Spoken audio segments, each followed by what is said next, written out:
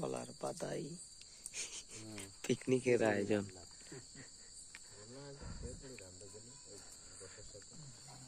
তাই বললাম তোমরা খেয়েছি জানবার, আমি একটু ঝাল ভর্তা করে দেবো, ঝাল দিই।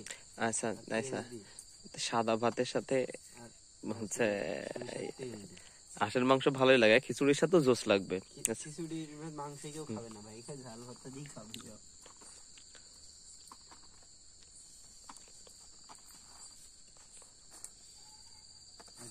কাজা বাসারের মধ্যে এক লোক ভেনুকে খিচুড়ি বেচতে আসতো, এখন আর আসে না।